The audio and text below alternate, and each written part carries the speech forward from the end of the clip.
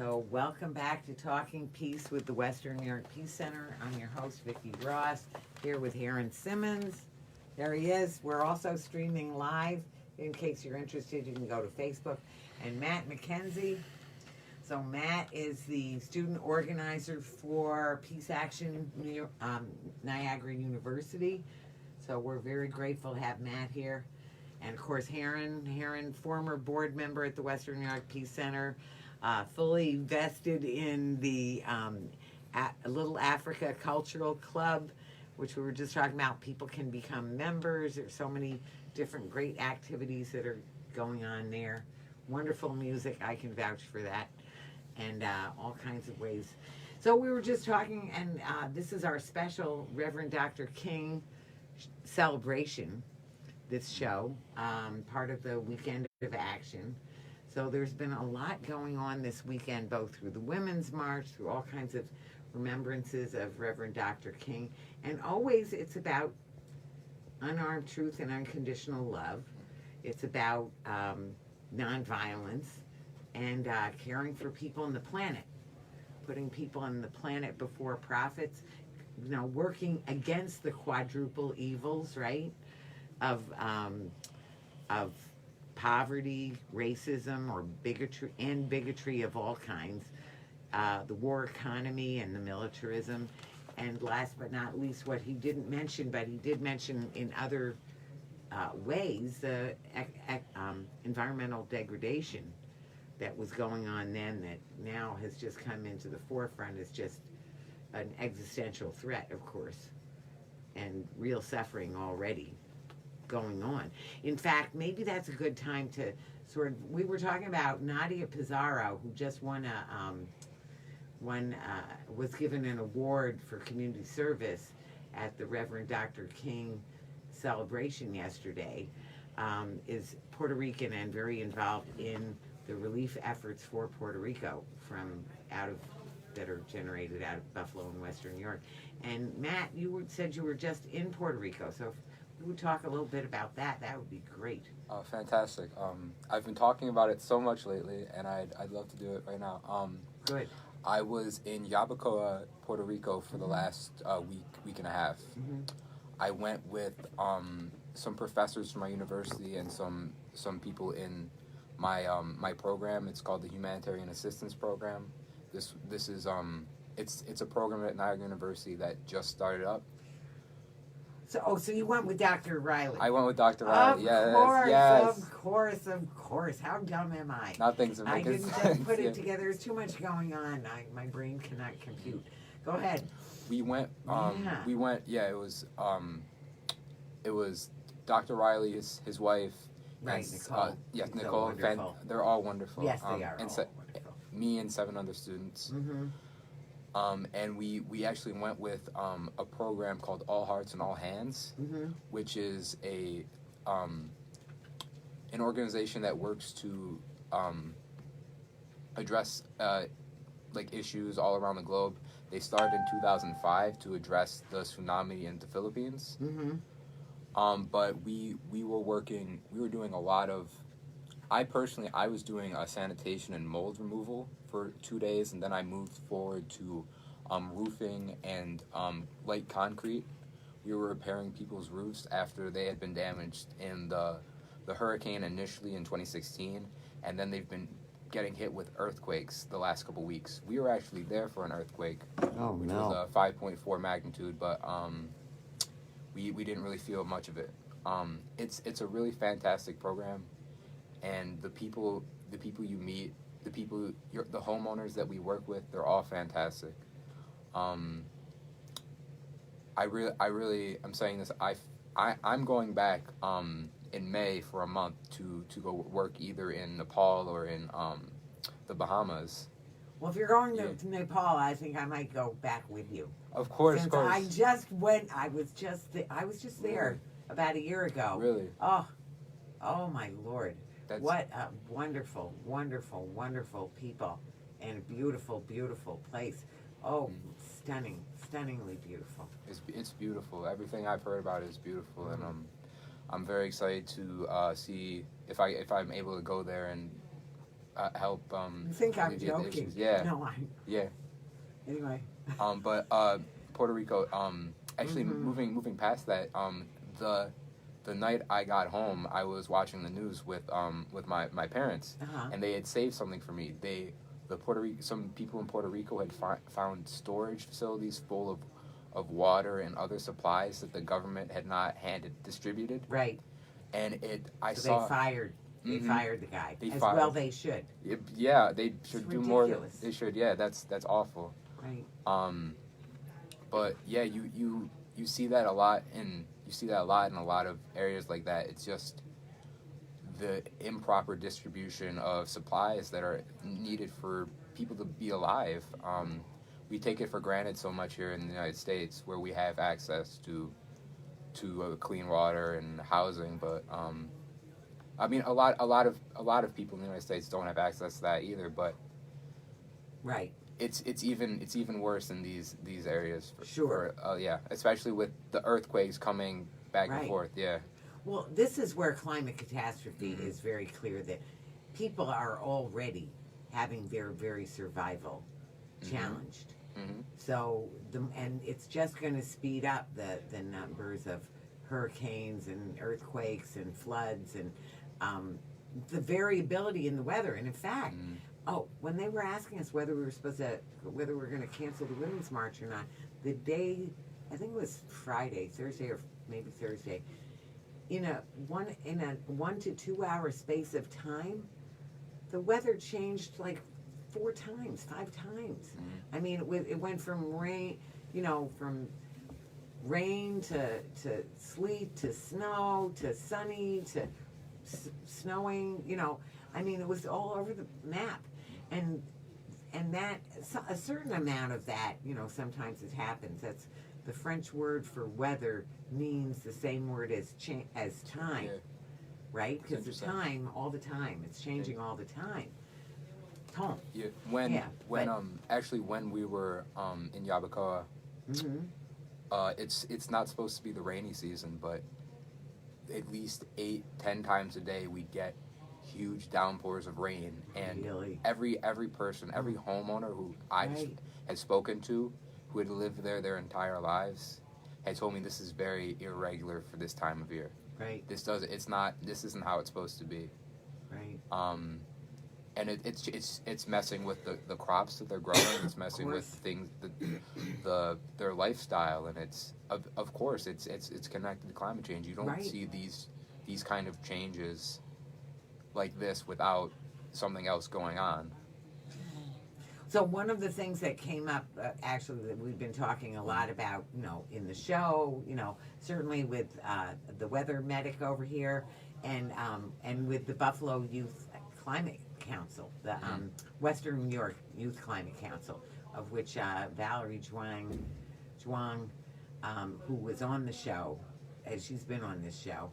Anyway, she and all of her cohorts there, and we are working with them to have a climate catastrophe declared, both citywide, through in the county, in the state, just everywhere. So people have to really act like it's an emergency, because it is an emergency. It's a global epidemic, right? And I mean, we won't in this part of the world, or in this part of like the U.S. we won't really see the worst of it immediately, but we've been seeing with rapid precipitation changes in like our weather and stuff. We're seeing the byproducts of it, but we're going to start seeing it soon, and it should be deemed a catastrophe for everywhere on the planet, because it's a global catastrophe. Right. As I understand it, the Northeast corridor, where a lot of America's population is experiencing unseasonably warm weather right now. Right. So, New York, Philadelphia, Baltimore. Oh, I'm sorry, Baltimore. Is that right, Jack? The East isn't the Atlantic seaboard experiencing unseasonably warm temperatures? Yeah, so that's...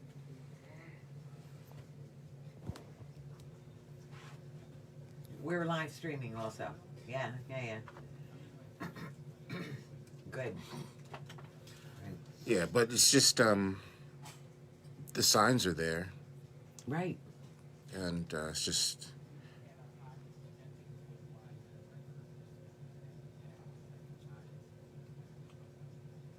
Well, I just love, and I can't, stop quoting the wonderful, um, well, sentiment and point of Greta Greta Thunberg, that act like your house is on fire because it is. So there is no time to mess around or bide our time.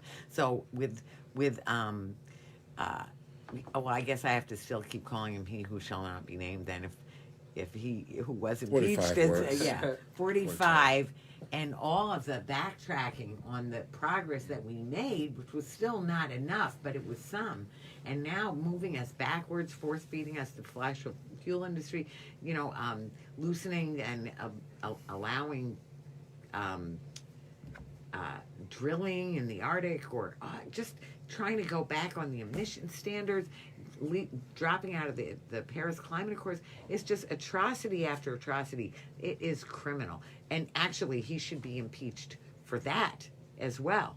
And actually, one thing I just found out while we're on the subject of climate change, that the Juliana case was just ruled against. Did you see that? So the Juliana case, there's the Juliana case that is young people who, they've gotten a little bit older, they're still quite young, but this case was of actually children at the time who sued the U.S. government for squandering their future by not attending to climate catastrophe and doing something about the fact that this climate is not going to be livable, that there's all kinds of loss of biodiversity that we're experiencing, all kinds of things that they won't enjoy, can't enjoy, won't even see. Will there be any glaciers? So a decision has been rendered? A decision was rendered that was 2 out of 3 of the judges said, well, yeah, we're very sorry. It's but it's beyond the scope of anything that we can really require the government to do something about, or something ridiculous. And one of the judges had a very strong dissenting opinion. So it's going to be appealed, and there's some hope that with the appeal they'll get somewhere. But I think it's so important. It's back to the principles in the spirit. So the principle of taking care of the planet, of attending to our natural resources, if you want to put it that way, however you want to put it, care for Mother Earth, whatever you want to call it, just not trashing the environment, whatever we want to call it. It's definitely needed just for survival. I have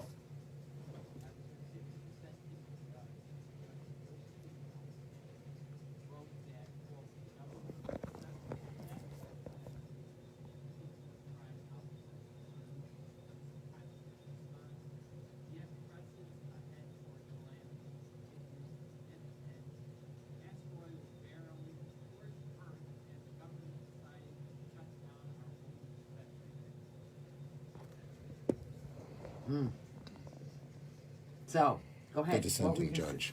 Yeah, interesting. right. What were you going to say, Matt? I for going off this topic, I have I have hope. I have hope for the future. Mm-hmm. It's not a hope where it's not a hope where it's just you sit back and let it happen kind of hope, but a hope where I'm engaged and I need everyone else should be engaged. Right. Environmentalism is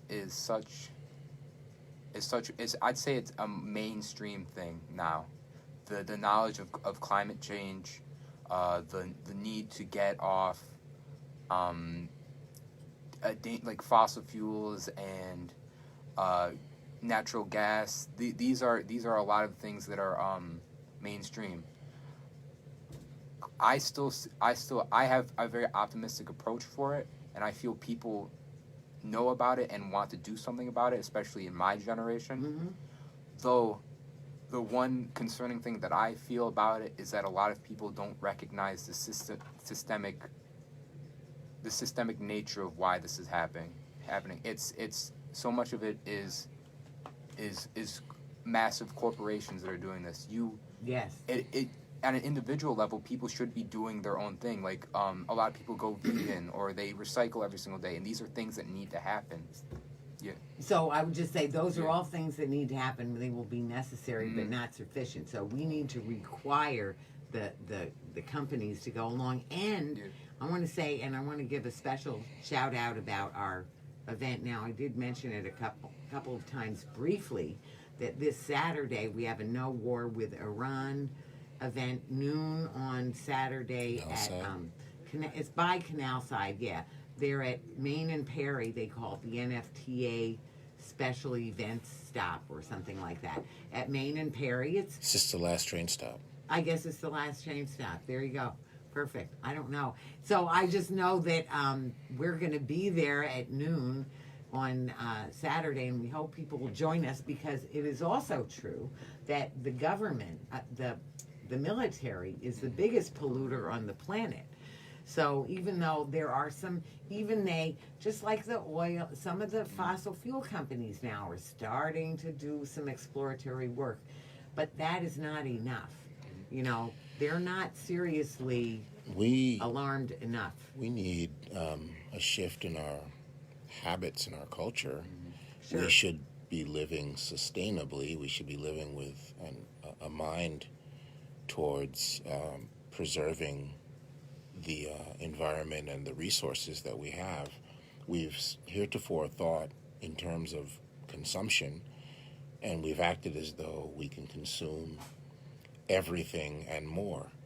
So we have to really change our habits. We have to change our thought process so we are no longer thinking that everything's expendable.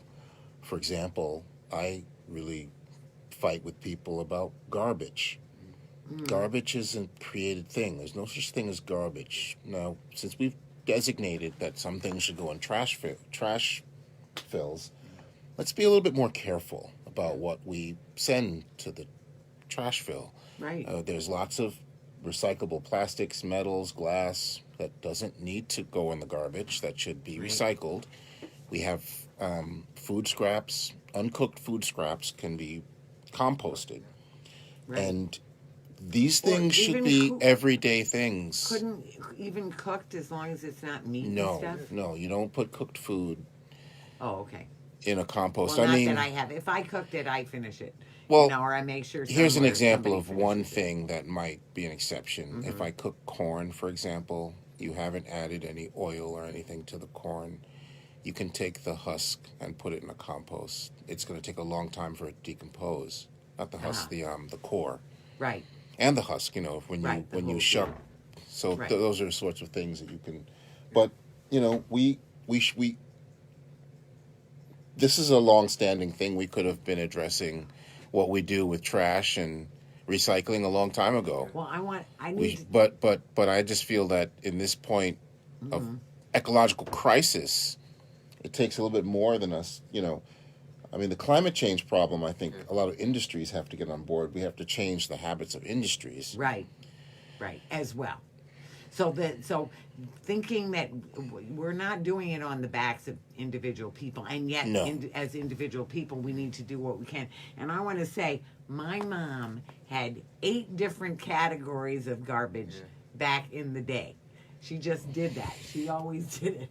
But, people, there's a way of doing things. Or not throwing something out, using it, found objects that are used for art and everything.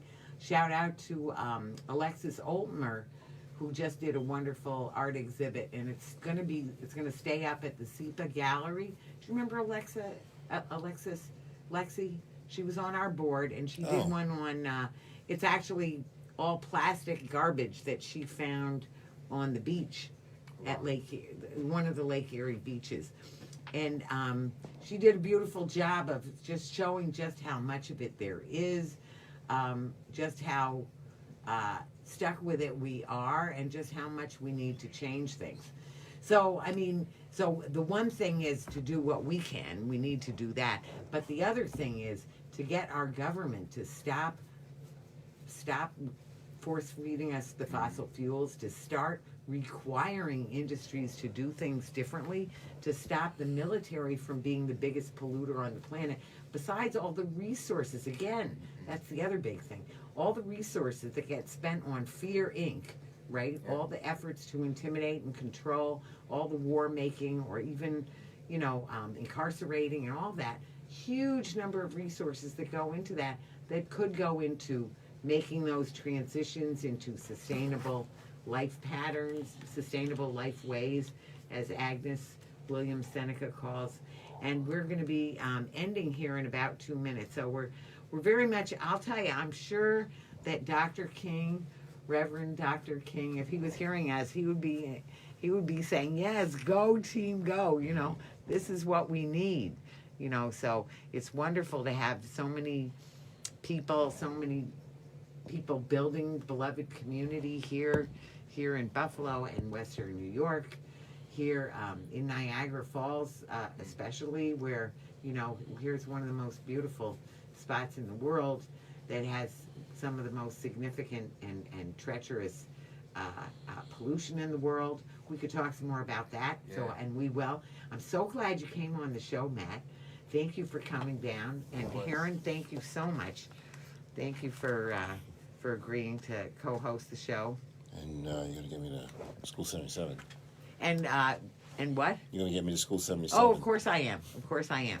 So we're just going to be signing off. So meanwhile, we're going to suggest that you keep talking peace all week. Go to wnypeace.org if you want to see what's going on or have some time to do something useful, get involved in a campaign or some kind of initiative or event or vigil, then you could join us. Can I make an announcement? Very quickly. So Yes. just super quickly, Niagara University's branch of the Peace Action, I just want everyone to be on the lookout for likely April 26th. We'll be having what will be called a peace tour, which will be an informational driven tour on the Niagara Falls trolleys that will go all around Niagara Falls and show you such sites as Love Canal and the African American Heritage Museum. So be on the lookout for that.